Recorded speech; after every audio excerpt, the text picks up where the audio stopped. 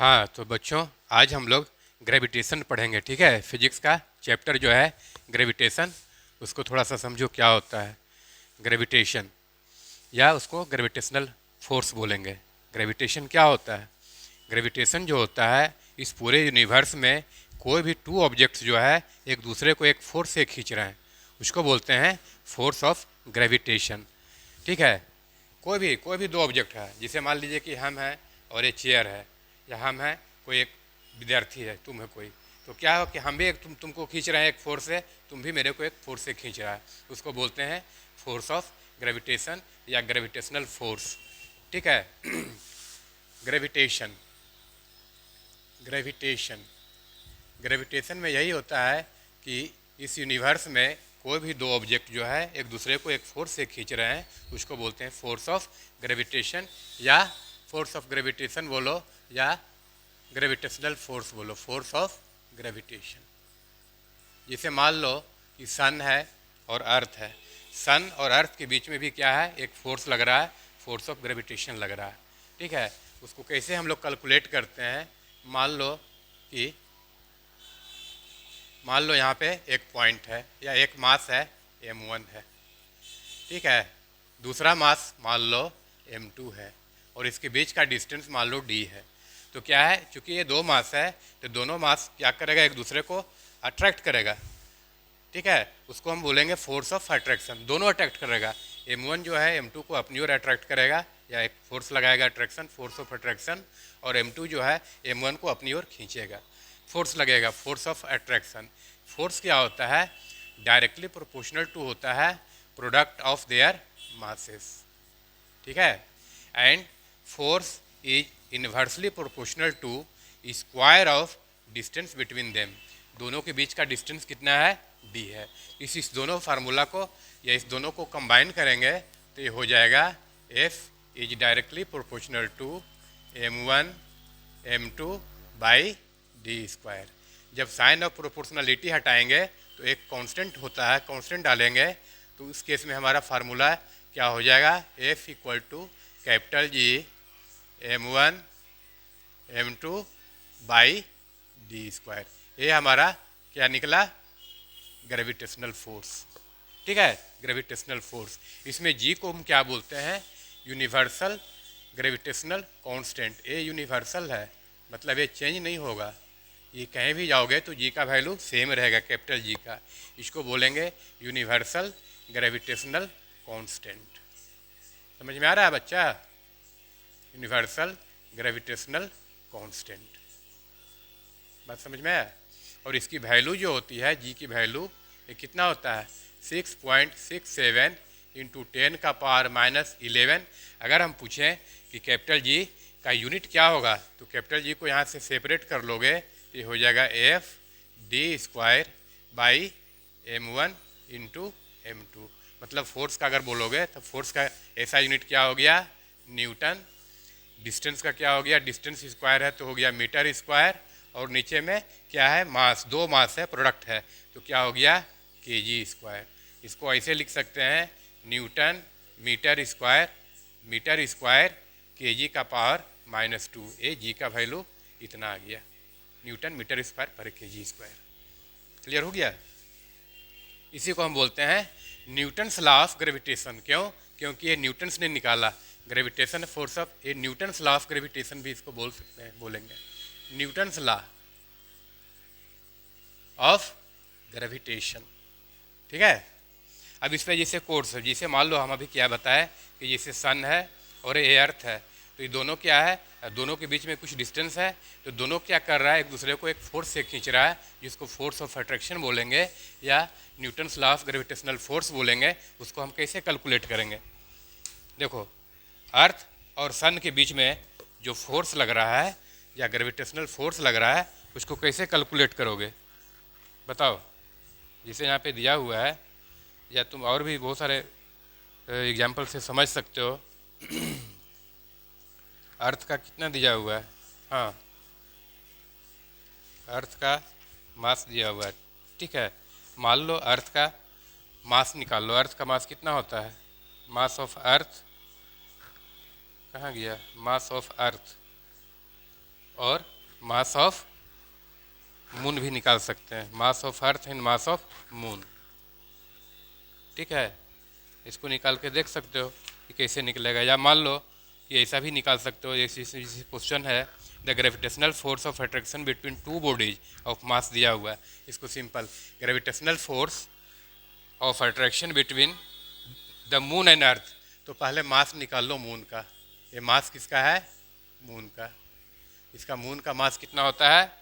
Moon का जो मास होता है वो तुम्हारा होता है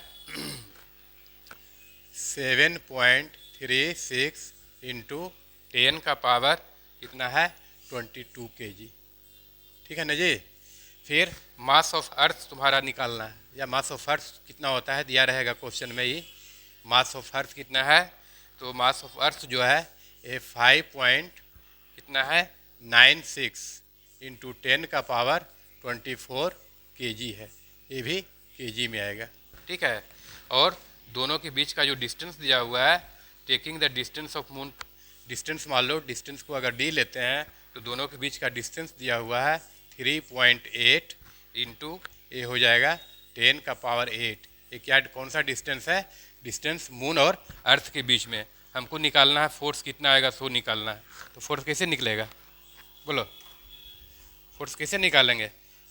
न्यूटन्स लॉ ऑफ ग्रेविटेशन का जो फार्मूला है, फोर्स ऑफ जो अट्रैक्शन होगा m1, तो m1 कितना है? 7.36 इंटू 10 का पावर 22। इसके साथ g भी लेना है, g into m1 into m2 कितना है? 5.96 इंटू 10 का power 24 divided by D square. ये हो जाएगा 3.8 इंटू 3.8, इस पूरे का स्क्वायर करेंगे तो 10 का पावर 8 का स्क्वायर करेंगे तो कितना हो जाएगा? 10 का पावर 16। इसमें यहाँ पे g का भी वैल्यू रखेंगे, g का वैल्यू यहाँ पे रख दो, g का वैल्यू यहाँ पे रख दो तो डायरेक्ट हो जाएगा। g का वैल्यू कितना है? 6.67 इंटू 10 का पावर -11 इंटू इतना हो गया। जब इसको हम कैलकुलेट करेंगे तो इसका वैल्यू कितना आएगा पता है? लगभग 2 इंटू 10 का पावर 20 ये न्यूटन हो जाएगा। 2 इंटू 10 का power 20 Newton.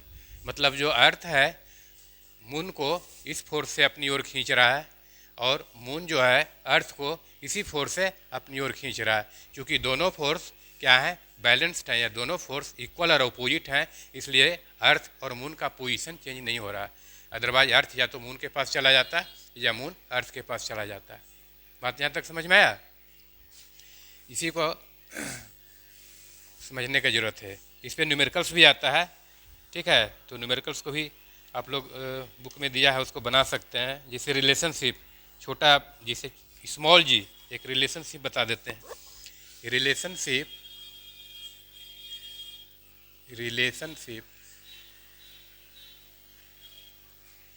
Between small G का मतलब acceleration due to gravity, and capital G का मतलब यूनिवर्सल ग्रेविटेशनल कांस्टेंट। ठीक है, बात समझ में आया? अर्थ जो है, मान लो कि कोई ऑब्जेक्ट मान लो अर्थ के ऊपर है, तो उसका फोर्स कितना लगेगा? अर्थ जो ग्रेविटी है उस ऑब्जेक्ट को, मान लीजिए किसी ऑब्जेक्ट का मास m है, तो ये जो फोर्स लगाएगा mg लगाएगा। इसी को अगर हम ग्रेविटेशनल फोर्स के साथ तुलना करेंगे तो ये क्या हो जाएगा? m, और हो जाएगा मास ऑफ अर्थ। ठीक है, m1 m2 into ji by क्या हो जाएगा? इसमें क्या है, चूँकि अर्थ के सरफेस पे कोई ऑब्जेक्ट है तो यहाँ डिस्टेंस क्या लेंगे हम? रेडियस लेंगे। तो अर्थ का रेडियस ऑफ अर्थ का स्क्वायर हो जाएगा। ठीक है, ऑब्जेक्ट के ऊपर mg फोर्स लग रहा है और ऑब्जेक्ट के ऊपर एक force by gravitational Newton's law of gravitation क्या लग रहा है? ए फार्मूला से ए फोर्स लग रहा है। दोनों जो फोर्स है इक्वल है। एक्चुअली हम कैलकुलेट कर रहे हैं जी, या रिलेशंस दोनों के बीच में एक इंटर रिलेशनशिप होता है, इसको हम डेराइव कर रहे हैं। क्योंकि दोनों फोर्स इक्वल है तो आप लिख सकते हो mg equal to G M, इसको कैपिटल M कर देते हैं, M अर्थ भी बोल सकते हैं या डायरेक्ट भी लिख सकते हो, डिवाइडेड बाई ये क्या हो गया? RE का स्क्वायर। इसमें स्मॉल और स्मॉल m क्या हो गया? कैंसिल हो गया। यहाँ पे g इक्वल टू कितना हो गया, G M divided by R E का स्क्वायर। ये हो गया relationship between small G and capital G. ठीक है, स्मॉल जी का अगर इसका वैल्यू आप रख दोगे, ये मास क्या है, इसको अर्थ है, ये मास किसका है, अर्थ का। अगर इसका वैल्यू हम रख देंगे, इसका वैल्यू जो जी का वैल्यू आएगा कितना आएगा, 9.8 मीटर पर सेकेंड स्क्वायर। इसको तुम करके देख सकते हो। इसमें जी का वैल्यू रख के देखना, इसी फार्मूला को इधर देखो। अगर जी का वैल्यू हम ले लें 6.67 इंटू 10 का पावर माइनस 11, अर्थ का मास कितना होता है, अर्थ का मास अभी बताए थे कितना होगा, अर्थ का मास अभी निकाले थे ना, अर्थ का मास, अर्थ का मास कितना होगा, जी एम। अर्थ का मास हम लोग पढ़े थे, या अभी जो क्वेश्चन बताए थे 5.96 इंटू 10 का पावर कितना 24। ठीक है ना, तो ये हो गया g equal to G M divided by radius of earth का स्क्वायर। तो अर्थ का रेडियस कितना होता है, अर्थ का रेडियस जो होता है 6.37 इंटू 10 का पावर 6 ये मीटर होता है। जब इसका स्क्वायर करोगे तो क्या हो जाएगा, इसको जब कैलकुलेट करोगे तो इसकी वैल्यू कितनी आएगी, 9.8 मीटर पर सेकेंड स्क्वायर, जो कि जी का value acceleration due to gravity, जी का वैल्यू इतना निकलता है। यहाँ तक बात समझ में आया, किसी को डाउट नहीं है?